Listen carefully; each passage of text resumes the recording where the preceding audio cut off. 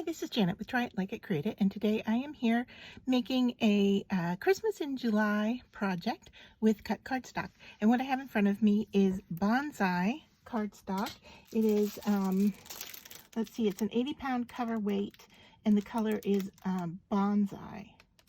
And this is from the 8.5 by 11 pack, and you get 20 sheets in the package. And so what I have cut with this free SVG file is going to be a Christmas tree. And so you're going to get 2 triangles. You'll notice that one slit at the top and one slit at the bottom.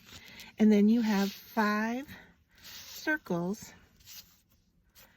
that all have a cut opening in the middle to make the tree. So there's no glue needed for this.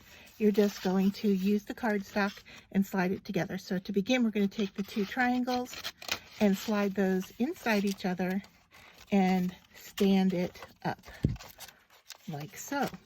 All right, and now we're going to take the largest circle, and this is a little fiddly here, getting it to line up square like, but I think once we start putting circles on, it will work better.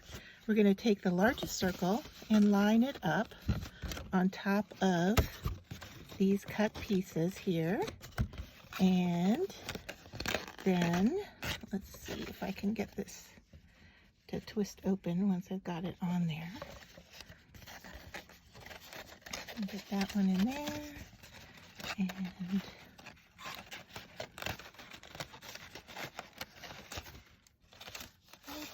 what am I doing here? Okay. That one there. Okay.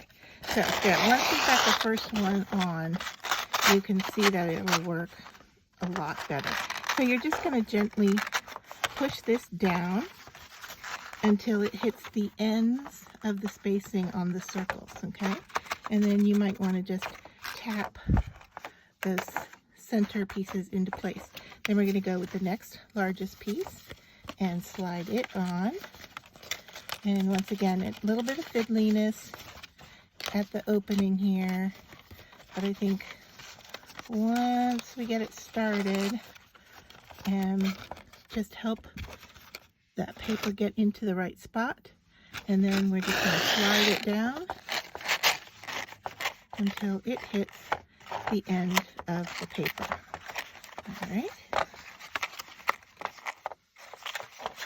there we go. And I'm just messing with the little center pieces there. All right, now we're on to the third piece. And this is becoming more stable and a bit easier to get it going.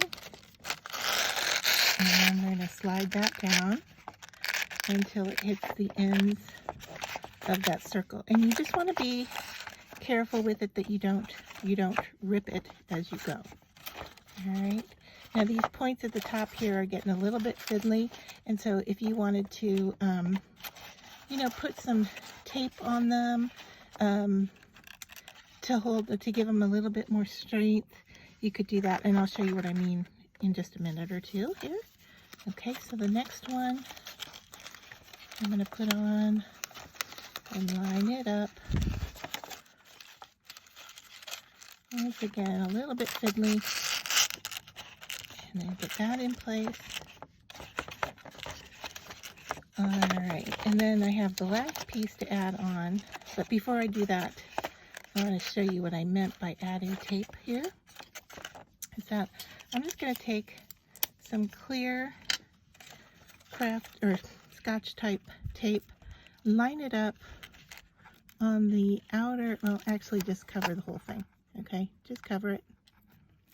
And then you're going to come in with your scissors and cut the excess off right along the edge there of both sides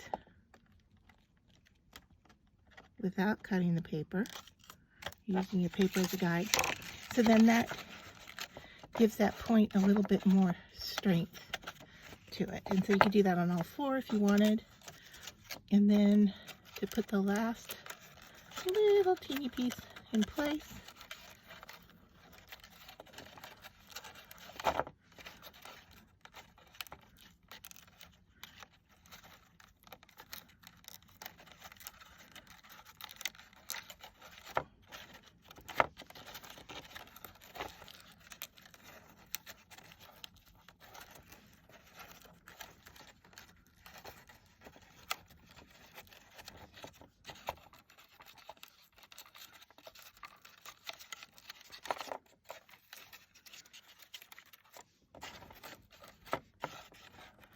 All right, almost done here. So we're going to push that down into place. Now, if you were going to make this and put it together and take it apart and put it together and take it apart each season, then I would definitely recommend that tape on the top, okay, so that your points don't deteriorate over the years. And then you just need to go in and adjust from the sides so that your circles are nice and straight. And there is your kind of retro looking Christmas tree. Now, the other thing that's interesting about this is that you have spaces here that you could put things on. And so, you know, think of it as a table. You could wrap little twinkle lights around it. There's a lot of options for working with this Christmas tree, and hope you enjoyed this Christmas in July project.